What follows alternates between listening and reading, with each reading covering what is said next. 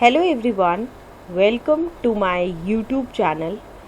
आज हम डिस्कस करेंगे कुछ इंटरेस्टिंग क्वेश्चंस को जो पूछे गए हैं NBHM 2007 के पेपर में, और जो सेक्शन है जिसको आज हम डील करेंगे वो है कॉम्प्लेक्स एनालिसिस। ओके, ये रहा क्वेश्चन नंबर 1 इस वीडियो का। क्वेश्चन क्या है? Let C be the circle defined by mod z equal to 3 in the complex plane described in the anti-clockwise direction। ठीक है, यहाँ पे हमें क्या गिवन है? एक सर्कल C है mod z equal to 3 के बराबर, और जो डायरेक्शन डिफाइन की गई है वो है एंटी क्लॉकवाइज डायरेक्शन है सर्कल की। ठीक है, अब हमें क्या फाइंड आउट करना है? हमें फाइंड आउट करनी है value of the integral over C 2z² minus z minus 2 divided by z minus 2 into dz। हमें इस इंटीग्रल की जो है वो वैल्यू कैलकुलेट करनी है over the circle C। Now here comes the solution. सबसे पहले तो हम डिस्कस करेंगे उस फॉर्मूला को जो हम यूज़ करने वाले हैं इस क्वेश्चन में। फॉर्मूला है Cauchy integral formula. Statement: Let f be an analytic function in a simply connected domain D, z0 belongs to D। f जो है वो एक एनालिटिक फंक्शन है सिंपली कनेक्टेड डोमेन D में, और z0 जो है वो एक पॉइंट है जो कंटेन्ड है D में। Then f n z0 is equal to n factorial divided by 2 pi I integral over C f of z divided by z minus z0 की पावर n+1 इंटू dz, जहाँ पे C जो है वो represent कर रहा है कोई भी क्लोज कॉन्टूर इन D जो कंटेन कर रहा है पॉइंट z0 को। अब now here comes the question 1, that is हमें क्वेश्चन में क्या फाइंड आउट करना है? We have to evaluate the value of integral over the C 2z² minus z minus 2 divided by z minus 2 into dz। हमें इस integral की जो है वो वैल्यू कैलकुलेट करनी है over the circle C। Now in the given integral C जो है वो mod z इक्वल टू 3 के बराबर है। अब mod z इक्वल टू 3 का क्या मतलब है? ये कोई सर्कल है जिसका सेंटर जो है वो 0 के बराबर है और रेडियस जो है वो इक्वल टू 3 के बराबर है। डायरेक्शन जो है वो हमें गिवन है anti clockwise direction, which is as depicted in the figure. f of z जो है वो बराबर है 2z² minus z minus 2। z0 जो है वो 2 के बराबर है। n+1 इज इक्वल टू 1 के बराबर है, जहाँ से हम n की वैल्यू कैलकुलेट करेंगे और n की वैल्यू जो है वो आएगी 0 के बराबर। Using the Cauchy integral formula we have 0 factorial divided by 2 pi i integral over mod z equal to 3 2z² minus z minus 2 divided by z minus 2 into dz is equal to f की power में 0 eight z0 equal to 2 के बराबर। इसका क्या मतलब है कि हमें डिफ्रेंशिएट करना है f को 0 टाइम्स, और फिर उसके बाद जो है वो z0 की वैल्यू जो है वो पुट करनी है इक्वल टू 2 के बराबर। So which further implies that 1 divided by 2 pi i integral over C क्या है? mod z इक्वल टू 3 के बराबर। 2z² minus z minus 2 divided by z minus 2 into dz, which is equal to f of 2 के बराबर, which further implies that integral over C 2z² minus z minus 2 divided by z minus 2 into dz is equal to 2 pi I, ये हमने transpose किया है left hand side से, into 2 into 2 का whole square minus 2 which is equal to 2 pi I 8 minus 4 which is equal to 2 pi I into 4 which is equal to 8 pi i. So यहाँ से जो है हमने इंटीग्रल की वैल्यू निकाल ली है, that is integral over C 2z² minus z minus 2 divided by z minus 2 into d z is equal to 8 pi i. तो 8 पाई आई जो है वो आंसर है इस क्वेश्चन का। So this is the explanation of this question. Now here comes the question number 2 of this video. Question क्या है? Pick out the true statements. अब हमें कुछ स्टेटमेंट्स गिवन होगी, हमें बताना है कि उनमें से कौन सी सही है और कौन सी गलत है। Statement A, let f and g be analytic in the disk mod z less than 2 and let f is equal to g on the interval closed one, that is -1 and 1, then f is identically equal to g के बराबर।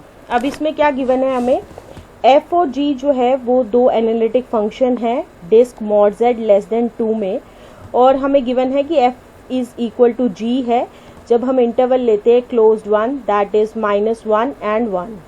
तो f जो है वो identically जो है equal to g के बराबर हो जाएगा। स्टेटमेंट बी है, if f is a non-constant polynomial with complex coefficients, then it can be factorized into not necessarily distinct linear factors।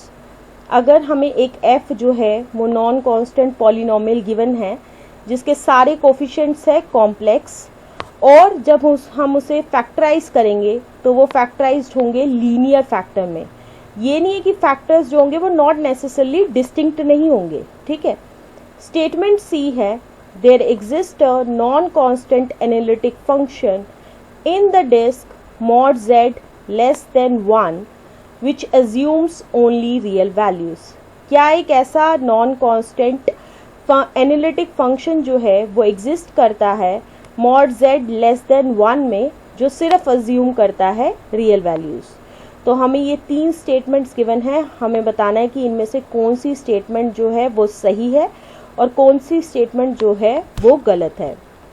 So here comes the solution of this question. सबसे पहले हम discuss करेंगे statement A के बारे में। तो statement A को discuss करने से पहले हम एक थ्योरम को डिस्कस करेंगे जो हम इस स्टेटमेंट ए में यूज करने वाले हैं। वो थ्योरम है identity theorem. Statement, suppose that f is analytic in a domain D if S, the set of zeros of f in D, has a limit point z star in D, then f of z is identically equal to 0 in D। इसका क्या मतलब है कि f कोई भी एक analytic function है domain D में, S एक सेट है of zeros of f in D और उसका एक लिमिट पॉइंट है z स्टार इन D, तो हम कहेंगे कि f जो है वो आइडेंटिकली जो है वो 0 के बराबर होगा उस पूरे डोमेन D में। Now let's come to our statement A. सबसे पहले हम क्या करेंगे, लेट करेंगे h z equal to f of z minus g of z, then h z is analytic in the disc mod z less than 2। क्यों? क्योंकि f of z भी analytic है और g ऑफ z भी analytic है, तो f of z minus g of z भी जो है वो एनालिटिक होगा मॉड z लेस देन 2 वाली डिस्क में। And h z is equal to 0 के बराबर है on s is equal to closed interval -1 and 1, where limit point जो है s का वो क्या है -1 and 1 closed interval 1 and which is contained in mod z less than 2। ठीक है, तो हमें जैसे कि पता है कि लिमिट पॉइंट जो है वो क्लोज्ड इंटरवल का क्या आता है, वो ऑलवेज क्लोज्ड इंटरवल ही आता है। ठीक है, और ये जो है क्लोज्ड इंटरवल -1 1 जो है वो कंटेन्ड भी है mod z लेस देन 2 में। Okay, now by using identity theorem we have h of z जो है वो आइडेंटिकली इक्वल टू 0 के बराबर होगा। ठीक है, that is F of z जो है वो आइडेंटिकली जी ऑफ जेड के बराबर होगा, दैट इज एफ जो है वो आइडेंटिकली इक्वल टू जी के बराबर है। तो इससे हम कह सकते हैं कि स्टेटमेंट ए जो है वो सही है। ठीक है, अब हम चलते हैं स्टेटमेंट बी के ऊपर। तो स्टेटमेंट बी को डिस्कस करने से पहले हम डिस्कस करेंगे fundamental theorem of algebra. Statement है फंडामेंटल थ्योरम ऑफ अलजेब्रा की, let p z is equal to summation k from 0 to n a के z के be a non-constant polynomial of degree n greater than equal to 1 with complex coefficients।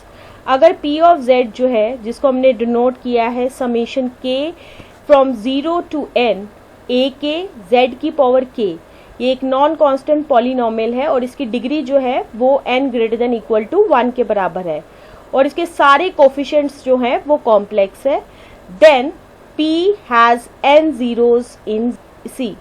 तो p के पास क्या होंगे, n zeros होंगे complex में, that is C1।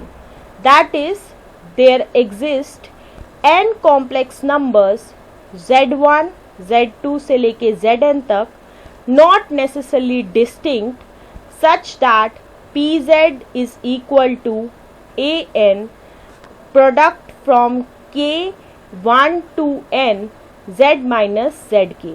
मतलब कि क्या है कि हमें n कॉम्प्लेक्स नंबर्स मिल जाएंगे इस केस में Z1 से लेके Zn तक, जो ये नहीं है कि डिस्टिंक्ट होंगे, मतलब कि कुछ सेम भी हो सकते हैं, सच दैट हम p ऑफ z को जो है वो ऐसे भी लिख सकते हैं, that is an product k from 1 to n z minus zk। अब हम चलते हैं स्टेटमेंट बी के ऊपर। क्योंकि ऑल दी रूट्स जो हैं f के वो सारे के सारे c में हैं, तो इसका क्या मतलब है कि degree of irreducible polynomial that is non constant 1 in c is 1। तो इसका क्या मतलब है कि non constant polynomial f in c उसको हम फैक्टराइज कर सकते हैं लीनियर में। ठीक है, so that's why statement B जो है वो बिल्कुल सही है। ओके, अब हम चलते हैं स्टेटमेंट सी के ऊपर। स्टेटमेंट सी क्या है, हम मान के चलते हैं कि f जो है वो एक नॉन कांस्टेंट एनालिटिक फंक्शन है इन मॉड z लेस देन 1 में, जो सिर्फ अज्यूम कर सकता है रियल वैल्यूज। इसका क्या मतलब है कि f जो है वो रियल वैल्यूड है। अगर f जो है वो रियल वैल्यूड है तो इसका इमेजिनरी पार्ट क्या होगा, वो इक्वल टू 0 के बराबर होगा, that is v is equal to 0 के बराबर होगा। इससे क्या पता चलेगा कि vx is equal to 0 and vy is equal to 0। मतलब कि क्या है कि जब भी हम जो है v को डिफ्रेंशिएट करेंगे x के रिस्पेक्ट में तो वो भी 0 आएगा, और जब हम v को जो है विद रिस्पेक्ट टू y के डिफ्रेंशिएट करेंगे तो वो भी 0 के बराबर आएगा। क्योंकि f is equal to u plus iota v वो एक एनालिटिक फंक्शन है, तो क्या होगा कि वो सेटिस्फाई करेगा CR इक्वेशंस को, that is ux is equal to vy and uy is equal to minus vx। अब हम सब्स्टिट्यूट करेंगे vx इक्वल टू 0 और vy इज इक्वल टू 0, तो क्या आएगा, ux इज इक्वल टू 0 के बराबर आएगा और uy भी जो है वो इक्वल टू 0 के बराबर आएगा, जिसका क्या मतलब है कि u जो है वो कांस्टेंट है। अब क्योंकि क्या है कि रियल और imaginary part of function f is equal to u plus iota v ये कांस्टेंट है, सो इसका क्या मतलब है, f is equal to u plus iota v is constant which is a contradiction, क्योंकि हमने क्या लिया था कि f जो है वो एक नॉन कांस्टेंट एनालिटिक फंक्शन है, तो ये कॉन्ट्रडिक्शन आ गई। So such a function f is not possible. तो इसका क्या मतलब है कि स्टेटमेंट c जो है वो इनकरेक्ट है। तो जो ट्रू स्टेटमेंट्स है वो है a एंड b, सो इसलिए जो है इसका आंसर जो होगा वो a एंड b होगा। So this is the explanation to this question and इसी के साथ जो है ये है end of this video. Okay.